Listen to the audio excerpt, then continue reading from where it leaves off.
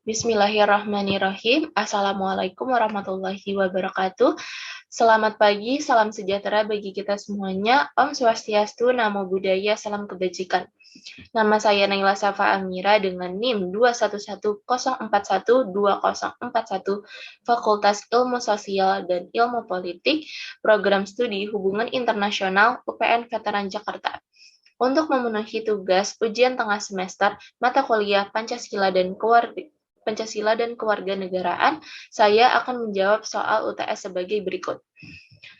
Soal pertama, jelaskan secara singkat mata kuliah Pancasila dan Kewarganegaraan di UPN Veteran Jakarta. Mata kuliah Pancasila dan Kewarganegaraan di UPN Veteran Jakarta merupakan suatu pembelajaran yang menjelaskan terkait pendidikan demokrasi, bela negara, hak dan kewajiban negara, serta kewarganegaraan, yang bertujuan untuk mendukung terwujudnya kaum intelektual yang sadar akan hak dan kewajiban negara, bela negara, serta terampil, cerdas, dan berkarakter, sehingga dapat diandalkan untuk membangun bangsa dan negara berdasarkan Pancasila dan Undang-Undang Dasar 1945. Bagaimana mengimplementasikan nilai-nilai Pancasila dalam kehidupan sehari-hari? Pancasila pertama, ketuhanan yang Maha Esa, melalui toleransi terhadap teman, tetangga, atau orang lain yang memiliki perbedaan keyakinan atau agama pada saat beribadah. Mungkin kita bisa mengambil contoh dari suatu peristiwa di mana pada saat Hari Raya Idul Fitri 1442 Hijriah di tahun 2021 bertepatan juga dengan hari kenaikan Isa Al-Masih yang dirayakan oleh umat Kristiani. Masing-masing dari masyarakat Indonesia sendiri merayakan hari perayaannya secara tenang dan damai. Pancasila kedua, kemanusiaan yang adil dan beradab.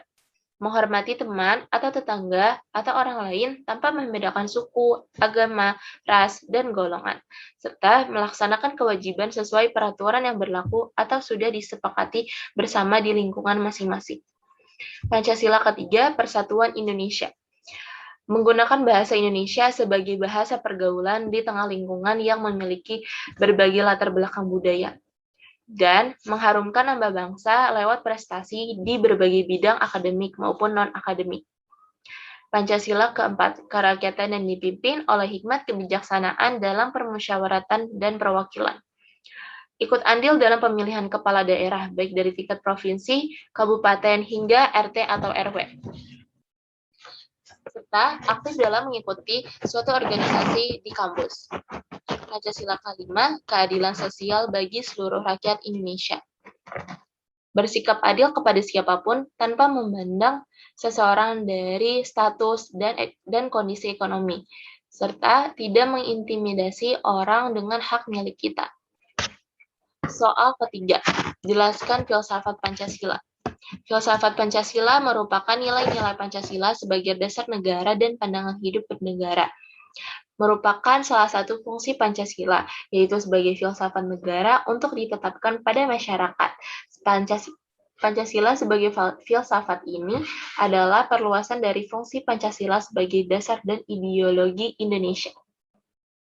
Selanjutnya, saya akan menjelaskan mengenai kajian tentang radikalisme dengan kasus puluhan aparat sipil negara terpapar radikalisme tiap bulan. Menteri Pendaya-gunaan Reformasi Birokrasi ancam pemecatan.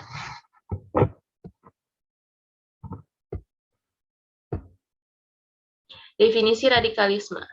Radikalisme adalah paham atau aliran yang menginginkan perubahan atau pembaharuan sosial dan politik dengan cara kekerasan atau drastis. Radikalisme ditujukan untuk mengganti ideologi Pancasila dengan ideologi lain. Radikalisme dilakukan oleh kelompok-kelompok yang anti-demokrasi. Terkadang aksi radikalisme dikaitkan dengan agama.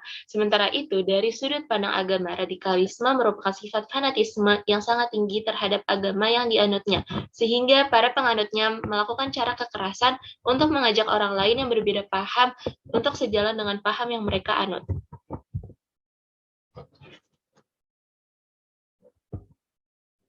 Sejarah radikalisme. Gerakan radikalisme ini awalnya muncul sebagai bentuk perlawanan terhadap komunisme di Indonesia. Selain itu, perlawanan mereka terhadap penerapan Pancasila sebagai asas tunggal dalam politik. Menurut sejarah, munculnya gerakan radikal di Indonesia bermula dari kekecewaan umat Islam Indonesia terkait dengan dasar negara. Gerakan ini telah muncul pada masa kemerdekaan Indonesia, bahkan dapat dikatakan sebagai akar gerakan Islam garis keras era reformasi. Sebut saja organisasi Darul Islam atau DITII yang gencar menggeser konstitusi dan ideologi Pancasila untuk membangun negara Islam pada masa awal kemerdekaan Indonesia.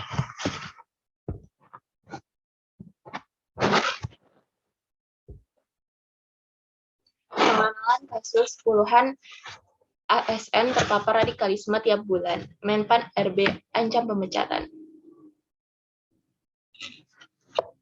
Menteri Pendayagunaan Aparatur Negara dan Reformasi Birokrasi Tjahjokumolo menegaskan tidak ada ruang bagi radikalisme di tubuh aparatur sipil negara atau yang biasa kita sebut dengan ASN. Jika ditemukan ASN terpapar radikalisme, dia akan memberikan sanksi tegas. Sanksi diberikan mulai dari non-job hingga pemecatan.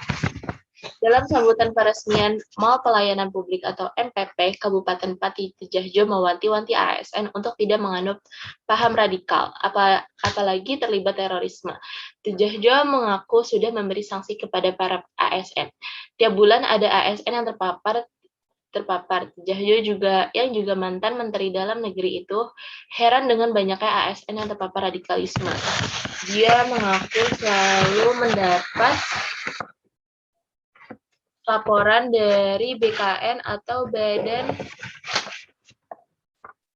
Badan Kepegawaian Negara terkait ASN yang terpapar dengan paham radikal. Bahkan dirinya telah menandatangani sanksi tegas kepada puluhan ASN tiap bulan.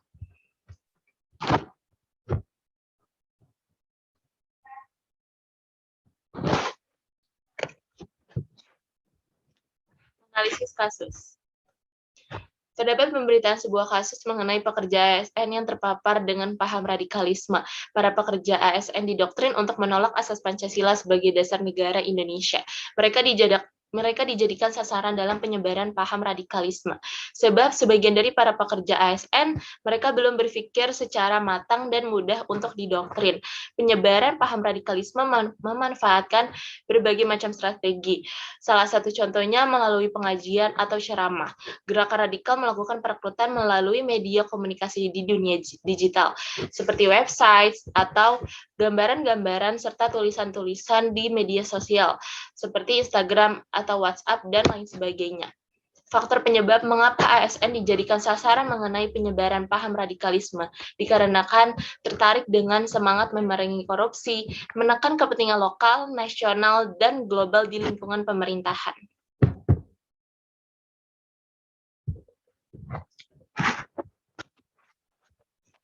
Solusi kasus.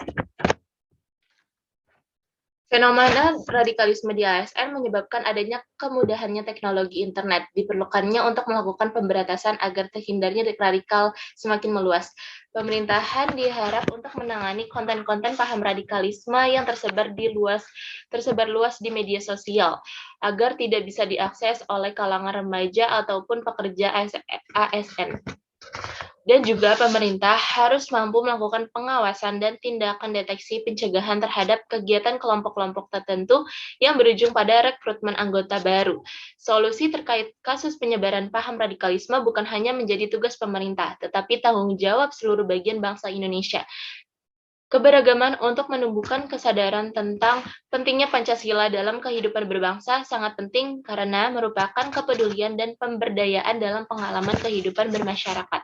Pemahaman nilai bela negara juga diperlukan mencegah terjadinya hal radikalisme, agar kita sebagai warga negara memiliki kecintaan terhadap bangsa dan negara Indonesia yang merupakan hal patut untuk dimunculkan sehingga dapat menangkal berkembangnya gerakan dan ideologi radikal.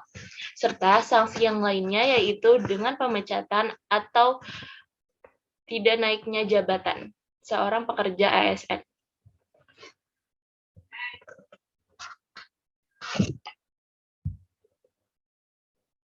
Sekian dari saya. Wassalamualaikum warahmatullahi wabarakatuh. Salam Pancasila, salam bela negara.